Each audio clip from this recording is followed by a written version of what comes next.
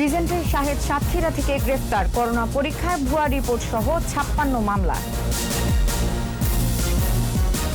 বিমানবন্দরে শিগগির দেখা হবে বহির্গামীদের করোনা রিপোর্ট, তাপমাত্রা মাপা ছাড়া কোনো পরীক্ষার ব্যবস্থা নেই। ভেজাল হ্যান্ড স্যানিটাইজার ছেয়ে গেছে দেশ, ফুটপাত থেকে না কেনার আহ্বান ওষুধ প্রশাসনের।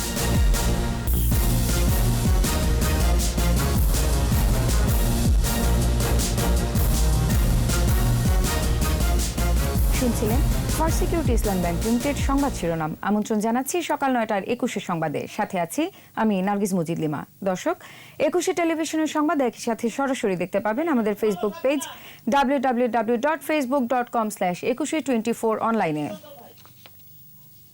এছাড়া সংবাদে আরো থাকছে, সরকার ঘোষিত এসএমই ঋণ পেলেন মাত্র 51 নারী উদ্যোক্তা, আলাদা প্রণোদনা প্যাকেজের দাবি।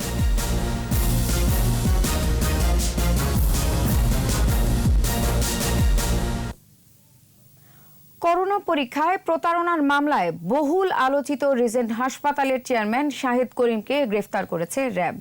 ভোরে সাতক্ষীরা দেবহাটার শাখরা কোমরপুর এলাকার চিংড়ি ঘেট থেকে অস্ত্রসহ তাকে গ্রেফতার করা হয়। বোরখা পরে ইছামতি নদী পার হয়ে সীমান্ত দিয়ে পালানোর চেষ্টা করছিল শাহেদ। গত 6 জুলাই র্যাবের ভ্রাম্যমাণ আদালত রিজেন্ট হাসপাতালের উত্তরা ও মিরপুর কার্যালয়ে অভিযান চালায়। সে সময় পরীক্ষা ছাড়াই অন্তত 6,000 ভুয়া করোনা পরীক্ষার সনদ পাওয়ার প্রমাণ পাওয়া যায়। 7 জুলাই স্বাস্থ্য অধিদপ্তরের নির্দেশে র্যাব রিজেন্ট হাসপাতাল ও তার মূল কার্যালয় সিলগালা করে দেয়।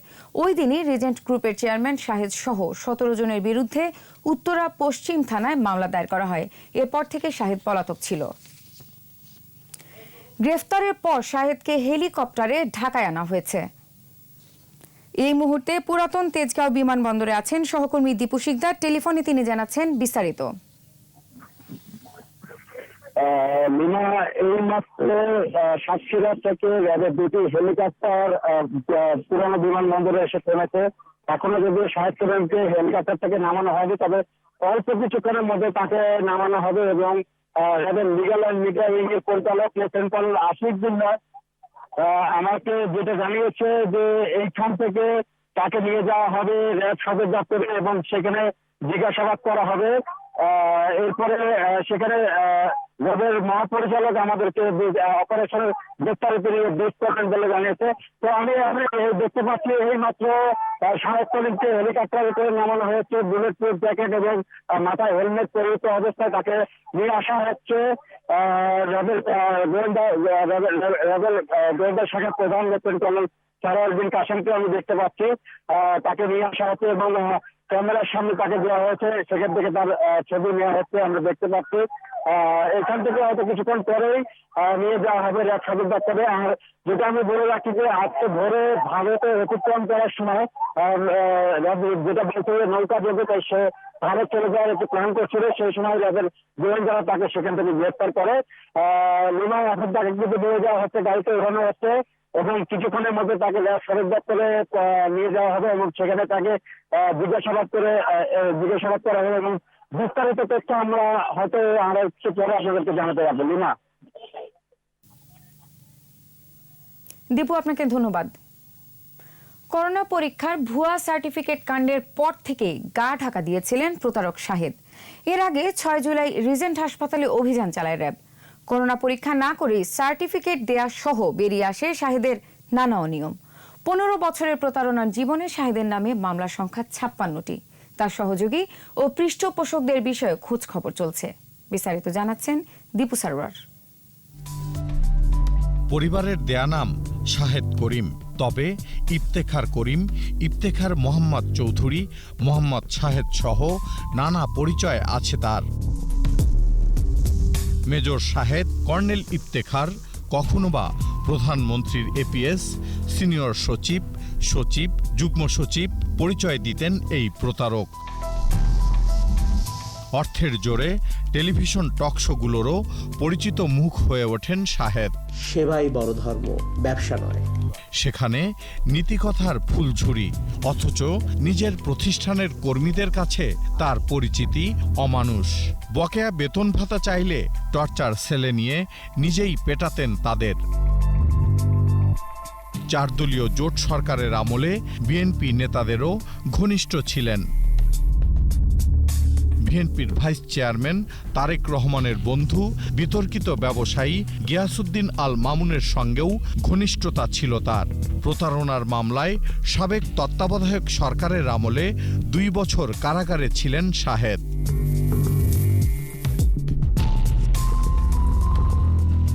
করোনা পরীক্ষার ভুয়া সার্টিফিকেট দিয়ে কোটি কোটি টাকা হাতিয়ে নেয়ার ঘটনায় আলোচনায় আসার আগেও গণমাধ্যমের শিরোনাম হয়েছেন শাহেদ।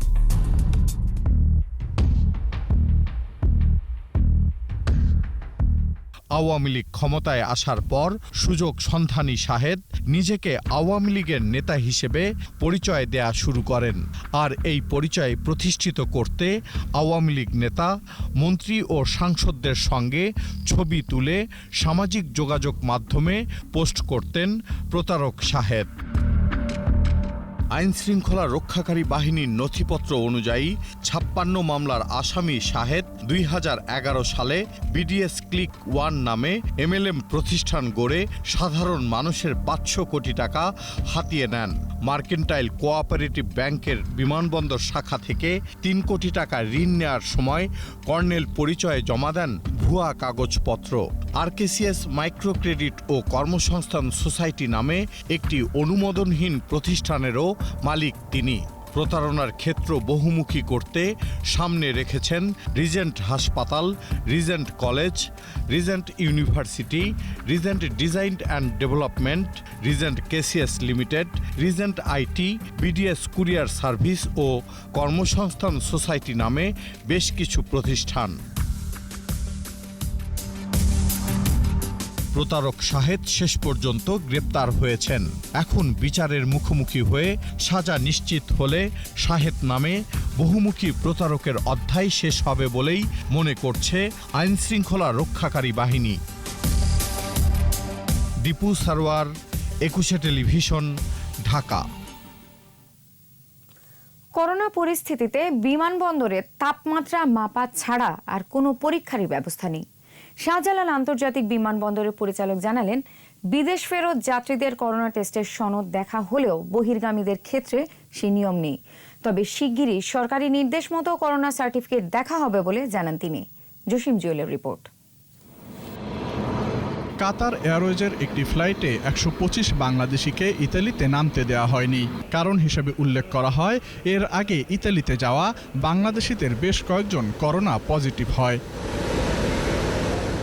এরপরই নড়ে চড়ে বসে সরকার।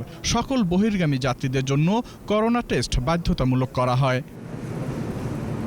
করোনা সংক্রমণ শুরুর পর তাপমাত্রা মাপা ছাড়া আর কোনো ব্যবস্থা ছিল না বিমানবন্দরে। তবে এখন বিদেশ ফেরত যাত্রীদের করোনা টেস্টের সনদ দেখা হচ্ছে। দেখাতে না পারলে পাঠানো হচ্ছে কোয়ারেন্টাইনে। বহির্গামীদের ক্ষেত্রে এই নিয়ম নেই। WHO রিকমেন্ডেশন অনুযায়ী স্বাস্থ্যগত যে কোনো পরীক্ষা নিরীক্ষা আসলে স্বাস্থ্য বিশেষজ্ঞদেরই করার কথা। বিমানবন্দরের বহির্গামী যাত্রীদের জন্য আসলে স্বাস্থ্য অধিদপ্তর থেকে বা স্বাস্থ্য মন্ত্রণালয় কর্তৃক পরিচালিত কোনো জনবল বা কোনো যন্ত্রপাতি নাই, যার কারণে আমাদের বহির্গামী যাত্রীদের জন্য যে স্বাস্থ্য পরীক্ষা যদি করতে হয় সেটা করা সম্ভব নয় আমাদের পক্ষে। বিমানবন্দরের স্বাস্থ্য কর্মকর্তা জানান, স্ক্রিনিং ও তাপমাত্রা মাপা ছাড়া আর কোনো ব্যবস্থা নেই। ইউরোপের ব্যাপারে আমাদের মন্ত্রণালয় থেকে আদেশ দেওয়া হচ্ছে যে 6 ঘন্টা আগে যেন প্যাসেঞ্জাররা এয়ারপোর্টে আসে। বাট যে কোভিড-19 পরীক্ষার এখন পর্যন্ত ফাইনালাইজ কোনো আমরা পাইনি। তবে সবার জন্য করোনা সনদ বাধ্যতামূলক করেছে সরকার। এখন থেকে যারা দেশের বাইরে যাবেন তাদের সবার সনদ দেখেই ভ্রমণ করতে দেবে বিমান কর্তৃপক্ষ। জসিম জুয়েল, 21 টেলিভিশন, ঢাকা। সুদৃশ্য বোতলের ভেজাল হ্যান্ড স্যানিটাইজারে ছেয়ে গেছে সারা দেশ। রাজধানীর বিভিন্ন বাসাবাড়িতে ক্ষতিকর মিথানল বা কাঠে ব্যবহার করা স্পিরিট দিয়ে তৈরি হচ্ছে নকল হ্যান্ড স্যানিটাইজার। উপকার তো দূরে থাক, বরং মাত্রাতিরিক্ত ব্যবহারে চর্মরোগ এমনকি চামড়ার ক্যান্সারও হতে পারে। এই যখন অবস্থা, তখন ফুটপাত থেকে হ্যান্ড স্যানিটাইজার না কেনার আহ্বান ওষুধ প্রশাসনের। আহমেদ বাবুর রিপোর্ট। বাসা ভাড়া করে এভাবেই তৈরি হচ্ছে ভেজাল হ্যান্ড স্যানিটাইজার বা হ্যান্ডবার। ভেজাল স্যানিটাইজার ভরা হয় সুদৃশ্য বোতলে, দেখে বোঝার উপায় নেই। রাজধানীর রায়েরবাগ ও মিটফোর্ডে এরকম কয়েকটি নকল কারখানায় কয়েক মাস ধরেই তৈরি করা হচ্ছিল ভেজাল সুরক্ষা সামগ্রী। খবর পেয়ে অভিযান চালায় র্যাব সহ ওষুধ প্রশাসন অধিদপ্তর। ভেজাল এসব পণ্য যাচ্ছে দেশের বিভিন্ন স্থানে, বিক্রি হচ্ছে রাজধানীর অলিগলি ও ফুটপাতে। রাস্তার পাশে অনেকেই এখন এরকম সুরক্ষা সামগ্রীর দোকান খুলে বসেছেন। স্যানিটাইজার বা হ্যান্ডবার মিরপুর ও মিটফোর্ড থেকে কিনে আনেন বিক্রেতারা। আসল না নকল তা জানেন না তারা। বড় বড় ডিলার তাদেরকে ধরতে হবে, আর তারা যদি নকল বেছে, আমরা তো আর এগুলো জিনিস জানি না যে নকল নাকি ভালো। মিটফোর্ডে যেগুলো যে ওষুধের দোকানে পাইকারি বিক্রি করে ওই দোকান যেগুলো আছে তার বাইরের প্রোডাক্ট না। ভেজাল বন্ধে কঠোর হওয়ার দাবি ক্রেতাদের। গোড়ায় ধরতে হবে, প্রশাসনকে সচেতন হতে হবে, তারপরে আমরা বুঝবো যে এটা আসল না নকল। অনুমোদনহীন সুরক্ষা সামগ্রী বিক্রি না করার আহ্বান ওষুধ প্রশাসন অধিদপ্তরের। রেজিস্টার্ড প্রোডাক্ট আছে, এইগুলোর মধ্যে ডিআর নাম্বার আছে, এএমএ নাম্বার আছে, কোম্পানির ম্যানুফ্যাকচারিং লাইসেন্স নাম্বার আছে। এইগুলা দেখে যদি কিনে কাস্টমার প্রতারিত হবে না। যদি রাস্তা থেকে কিনে কোনো লেবেলবিহীন তাহলে মানুষ প্রতারিত হবে। র্যাবের নির্বাহী ম্যাজিস্ট্রেট জানান, চাহিদা বেড়ে যাওয়ায় ভেজাল বেড়েছে। রাষ্ট্রের যে সুনির্দিষ্ট অর্গান আছে তাদের কার্যক্রমগুলো তারা সঠিকভাবে পালন করে মনিটরিংয়ের জায়গায় যদি আরও স্ট্রং করা হয় তাহলে এটি আরও কমে যাবে। সাধারণ জনগণ আছে, তাদের সচেতনতা এখানে প্রয়োজন। ভেজাল ঠেকাতে নিয়মিত অভিযান চালানোর দরকার বলেও জানান তিনি। আহমদ বাবু, 21 টেলিভিশন, ঢাকা। সরকার ঘোষিত প্রণোদনা প্যাকেজের আওতায় এখন পর্যন্ত এসএমই ঋণ পেয়েছেন মাত্র 51 জন নারী উদ্যোক্তা। এসএমই ঋণে ব্যাংকগুলোর অনাগ্রহ এবং উদ্যোক্তাদের প্রয়োজনীয় সব কাগজপত্র দেখাতে না পারাকে ঋণ ছাড় না হওয়ার কারণ বলছেন এসএমই খাত সংশ্লিষ্টরা। এ অবস্থায় নারী উদ্যোক্তাদের জন্য আলাদা প্রণোদনা প্যাকেজের দাবি women chamber of commerce and ইন্ডাস্ট্রিজের। মেহেদি হাসানের রিপোর্ট। বিশ্ব মহামারী করোনার ধাক্কা লেগেছে অর্থনীতিতে, আর সব খাতের মতো ক্ষতির মুখে পড়েছে ক্ষুদ্র ক্ষুদ্র নানা উদ্যোগ। ক্ষুদ্র নানা শিল্পের সঙ্গে জড়িতদের বড় একটি অংশই নারী। করোনা মোকাবেলায় সরকার ঘোষিত 1 লাখ কোটি টাকারও বেশি প্রণোদনা প্যাকেজের 20,000 কোটি টাকা বিতরণ হবে ক্ষুদ্র ও মাঝারি উদ্যোক্তাদের মাঝে। সুদের হার সর্বোচ্চ 9%। বিপুল পরিমাণে ঋণ অল্প সময়ের মধ্যে বিতরণ নিয়ে নানা সমস্যার কথা বলে আসছে ব্যাংকগুলো ও ব্যবসায়ী নেতারা। এ পর্যন্ত এসএমই ঋণ পেয়েছেন মাত্র 51 জন নারী উদ্যোক্তা। এ সংখ্যা কেন এত কম? নানা কারণ থাকতে পারে, তবে বিষয়টি নিয়ে ভাবছে কেন্দ্রীয় ব্যাংক। ওই মহিলার যদি পারফরমেন্স ভালো না হয়, সে যে ক্ষেত্রে লোন নিতে চাচ্ছে তার এক্সপিরিয়েন্স যদি ওই ক্ষেত্রে না থাকে, এই বিভিন্ন মেকানিজমকে তো ফলো করেই লোনটা দিতে হচ্ছে। যে কোনো মহিলা কোনো ব্রাঞ্চে গেছে, তাকে দেওয়া হয়নি, তার যোগ্যতা থাকা সত্ত্বেও দেওয়া হয়নি, সেটা আমি কনসিডারে নিয়ে সেটা আমি দেখতে পারি। নারীদের ঋণ আবেদন আলাদা করে মূল্যায়নের দাবি নারী উদ্যোক্তাদের। বিকাশের মাধ্যমে ট্রানজাকশন করছে, কুরিয়ার সেক্টরের মাধ্যমে ট্রানজাকশন করছে। তো যদি ব্যাংক সেক্টরটা এই বিকাশের ট্রানজাকশন, কুরিয়ারের যে ট্রানজাকশনের রসিদ, সেগুলোকে ডকুমেন্ট হিসেবে গ্রহণ করে, তাহলে হয়তোবা আমাদের এই এসএমই খাতের উদ্যোক্তারা এই ডকুমেন্টেশনের উপর বেস করে এই প্রণোদনার অ্যাপ্লাই করতে পারে। উইমেন চেম্বার বলছে, পুরুষ উদ্যোক্তাদের সাথে সরাসরি প্রতিযোগিতা করে নারীরা ঋণ পাবেন না। এ অবস্থায় নারীদের জন্য আলাদা প্যাকেজের দাবি তাদের। নারীদের ব্যাপারে সুনির্দিষ্ট একবারে স্পষ্টভাবে কি করা হবে, কি দেওয়া হবে এবং কতটুকু ঋণ সুদে দেওয়া হবে, কোন ব্যাংকগুলি পাবে, এভাবে যদি না করা হয় তাহলে নারী উদ্যোক্তারা কোন ব্যাংকের কাছে যাবে? নারী উদ্যোক্তাদের জন্য এতটুকু টাকা অর্থ বরাদ্দ রাখা হয়েছে, সেটা 100 কোটি হতে পারে, 200 কোটি টাকা হতে পারে। সহায়তা না পেলে অনেক ক্ষুদ্র নারী উদ্যোক্তা হারিয়ে যাবে বলেও আশঙ্কা উইমেন চেম্বারের। অনেক নারী উদ্যোক্তা কিন্তু ঝরে পড়বে। মেহেদি হাসান, 21 টেলিভিশন, ঢাকা। সম্মেলনের 7 মাস পেরোলেও আওয়ামী লীগের 4 সহযোগী ও একটি ভাতৃপ্রতিম সংগঠনের পূর্ণাঙ্গ কমিটি হয়নি। মূলত করোনায় থেমে আছে কমিটি গঠনের প্রক্রিয়া। পদ পদবি না থাকায় কাজের উৎসাহে ভাটা পড়লেও দুর্যোগেই কর্মীরা নিজেদের প্রমাণ করবে বলে মনে করছেন নেতারা। এদিকে 2-1টি সহযোগী সংগঠন পূর্ণাঙ্গ কমিটি জমা দিয়েছে, যা এখন অনুমোদনের অপেক্ষায়। প্রণব চক্রবর্তী রিপোর্ট। ক্যাসিনো কাণ্ডে টালমাটাল অবস্থায় শুদ্ধি অভিযানের অংশ হিসেবে আওয়ামী লীগের বেশ কয়েকটি সহযোগী সংগঠনের সম্মেলন হয়। অনুপ্রবেশকারী ও হঠাৎ উড়ে এসে জুড়ে বসাদের বাদ দিয়ে সংগঠনগুলোকে চাঙ্গা করাই ছিল মূল উদ্দেশ্য। বিগত বছরের নভেম্বর মাস জুড়েই যুবলীগ, স্বেচ্ছাসেবক লীগ, শ্রমিক লীগ, কৃষক লীগ ও মৎস্যজীবী লীগের সম্মেলন অনুষ্ঠিত হয়। সম্মেলনে শেষে ত্যাগী কর্মীরা কমিটিতে পদ পদবি পাবে বলে আশায় বুক বেঁধেছিল। এর মাঝেই সবকিছু থামিয়ে দেয় করোনা। 7 মাসে একটিরও পূর্ণাঙ্গ কমিটি হয়নি। আগামীতে নির্ধারিত সময়ে সম্মেলন হলে বর্তমান কমিটির মেয়াদ থাকে 13 মাস। করোনা কতদিন থাকবে কেউ জানে না। এ অবস্থায় পূর্ণাঙ্গ কমিটি গঠন নিয়ে কি ভাবছেন সংগঠনগুলোর নেতারা? মানুষ বাঁচানোর কাজে আমরা এনগেজড আছি। কমিটি নিয়েও অগ্রসর হয়েছে। এখন শুধু অ্যাপ্রোপ্রিয়েট সময়ে অ্যাপ্রোপ্রিয়েট সিচুয়েশনে কমিটি ডিক্লেয়ার হবে। একটি কমিটিকে অনুমোদন দেওয়ার জন্য পর্যাপ্ত সময় যেটা দরকার সেটার দিকে মনোযোগ দেওয়ার মতো অফুরন্ত সময় এই মুহূর্তে এটা উপযুক্ত সময় নয়। এখন হচ্ছে মানুষের সেবা করার উপযুক্ত সময়, সেই কারণে হয়তো বা দেরি হচ্ছে। করোনা পরিস্থিতিতে যেভাবে কাজ করেছে আগামী কমিটিতেও তারা এই সততার সাথে কাজ করবে এবং দেশের যে কোনো দুর্যোগময় পরিস্থিতিতে জননেত্রী শেখ হাসিনার নেতৃত্বে যে কোনো কাজে তারা ভয়কে জয় করে মানুষের পাশে থাকবে। পদ প্রত্যাশীদের অপেক্ষা বাড়ছে। 2-1টি সহযোগী সংগঠন নীতি নির্ধারণী পর্যায়ে কমিটি জমা দিয়েছে। এখন অনুমোদনের অপেক্ষা। এই দুর্যোগ মোকাবেলা করার মতো ত্যাগী নেতাদের চিহ্নিত করার সুযোগ এই কোভিড-19 মহামারীর সময় আমাদের প্রাণপ্রিয় নেত্রী এবং আমরা পেয়েছি। এই করোনা পরিস্থিতি একটু কেটে গেলেই আমরা কিন্তু আমাদের কমিটি আমাদের হাতে পেয়ে যাব এবং সেই কমিটি আমরা দিতে পারবো। কিন্তু এই কমিটির কারণে কিন্তু আমাদের কোনো কাজে ব্যাহত হয়নি। সংগঠনকে চাঙ্গা করতে দ্রুতই পূর্ণাঙ্গ কমিটি ঘোষণা জরুরি বলে মনে করেন নেতারা। প্রণব চক্রবর্তী, 21 টেলিভিশন, ঢাকা। করোনা মহামারীর মধ্যে বেড়েছে বাল্যবিবাহ। আগের তুলনায় করোনাকালে বাল্যবিবাহ বেড়েছে 13%। বিশেষজ্ঞরা বলছেন দারিদ্র্য, অশিক্ষা, সামাজিক নিরাপত্তার অভাব সহ নানা কারণে বাল্যবিবাহ বন্ধ করা যাচ্ছে না। এতে মাতৃমৃত্যুর হার বৃদ্ধিরও আশঙ্কা তাদের। মফিউর রহমানের রিপোর্ট। নানা সূচকে বাংলাদেশ বিশ্বের রোল মডেল। মাতৃমৃত্যু হার কমে আসাও এই অর্জনের অন্যতম। দিনে দিনে বাল্যবিবাহ কমে আসায় কমেছিল মাতৃমৃত্যুর হার। সচেতনতা ও আইন দিয়েই মূলত বাল্যবিবাহ রোধ করার চেষ্টা ছিল সব সময়, কিন্তু করোনাকালে বেড়ে গেছে বাল্যবিবাহ। মূলত গ্রামাঞ্চলে চুপিসারে বহু বাল্যবিবাহ হয়েছে। সামাজিক নিরাপত্তার অভাব ও দারিদ্র্যই এই সময়টিতে বাল্যবিবাহ বেড়ে যাওয়ার কারণ বলে মনে করছেন বিশেষজ্ঞরা।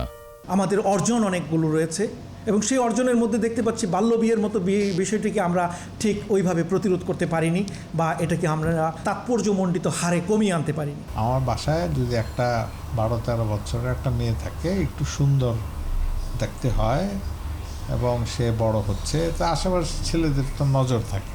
এইটা তো হলো বড় রকমের একটা ইনসিকিউরিটি। তাদের মতে বাল্যবিবাহ বাড়লে মাতৃমৃত্যুর হার কমানোর যে সফলতা, তা থেকে ছিটকে পড়বে দেশ।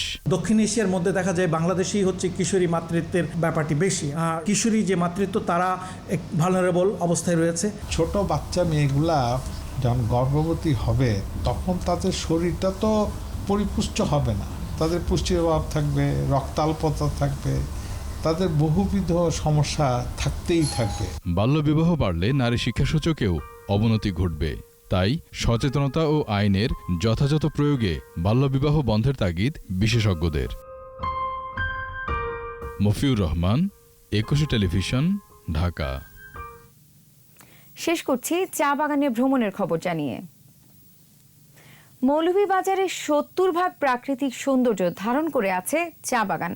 আর সবুজের এই সমারোহই ভ্রমণ পিপাসুদের টেনে আনে শ্রীমঙ্গলে। তবে চা বাগানগুলোতে নিরবচ্ছিন্ন ভ্রমণে কিছু সমস্যা আছে বলে জানান দর্শনার্থীরা। মৌলভীবাজার প্রতিনিধি বিকুল চক্রবর্তীর রিপোর্ট, জানাচ্ছেন মাসুম আলিসা। যেদিকে দেখা যায় কেবলই সবুজ। এ যেন সবুজ সমুদ্র। কোথাও ঢেউ খেলানো, কোথাও দিঘির জলের মতো শান্ত। প্রকৃতির এই রূপ মৌলভীবাজারের চা বাগান এলাকার। এই সবুজের আহ্বানে বেড়াতে আসেন হাজার হাজার পর্যটক। চা বাগানটা অবশ্যই ভালো লাগে, পুরোটা সবুজে ভরা, অপূর্ব সৌন্দর্যের একটা জায়গা। সো সেদিক থেকে আমার মনে হয় না যে মানুষের আর দার্জিলিং যাওয়ার দরকার আছে। চা বাগানের সবুজ সৌন্দর্যের পাশাপাশি এই এলাকায় আছে নানা প্রজাতির পশু পাখি। বাগানের ফাঁকে ফাঁকে আছে জল টলমল লেক, আছে চা শ্রমিকদের যাপিত জীবনের ভিন্নতর গল্প, আরও আছে নানা কৃষি পণ্য। সবই পর্যটকদের আকর্ষণ করে। প্রকৃতির সাথে মিশে যাওয়ার একটি অপূর্ব সুযোগ হচ্ছে এই চা বাগান অঞ্চলে বেড়ানো। চা বাগানগুলো সংরক্ষিত বলে পর্যটকদের অবাধ প্রবেশাধিকার নেই, তাই পর্যটন শিল্প বিকাশের স্বার্থে একটি সমন্বিত সমাধান চান দর্শনার্থীরা। মাইলের পর মাইল এই চা বাগানগুলো, কিন্তু এগুলা সব পর্যটকরা দেখতে পারে না। কুড়ি একটি পাতার দেশ মৌলভীবাজার আমাদের চায়ের রাজধানী। এখানে আমাদের দেশি এবং বিদেশি পর্যটকদের আকৃষ্ট করার জন্য আমরা সকল কার্যক্রম গ্রহণ করব। পর্যটন শিল্পের বিকাশে সংশ্লিষ্ট প্রতিষ্ঠান, চা বাগান কর্তৃপক্ষ এবং স্থানীয় প্রশাসনের সমন্বয় গুরুত্বপূর্ণ বলে মত দিলেন প্রধানমন্ত্রীর মুখ্য সচিব নজিবুর রহমান। মাননীয় প্রধানমন্ত্রী শেখ হাসিনা যে পর্যটনের বিকাশের জন্য কাজ করছেন, বিশেষ করে ইকো ট্যুরিজমের জন্য কাজ করছেন। চা বাগান নির্ভর পর্যটন ব্যবস্থা গড়ে উঠলে এটি হতে পারে একটি সমৃদ্ধ রাজস্ব খাত। মাসুম আলিসা, 21 টেলিভিশন। শেষ করছি সকাল 9টার 21 সংবাদ। যাবার আগে ফার্স্ট সিকিউরিটি ইসলাম ব্যাংক লিমিটেড সংবাদ শিরোনামগুলো জানিয়ে দিব আরও একবার। রিজেন্টের শাহেদ সাতক্ষীরা থেকে গ্রেফতার, করোনা পরীক্ষায় ভুয়া রিপোর্ট সহ 56 মামলা। বিমানবন্দরে শিগগির দেখা হবে বহির্গামীদের করোনা রিপোর্ট, তাপমাত্রা মাপা ছাড়া কোনো পরীক্ষার ব্যবস্থা নেই। ভেজাল হ্যান্ড স্যানিটাইজারে ছেয়ে গেছে দেশ, ফুটপাত থেকে না কেনার আহ্বান ওষুধ প্রশাসনের।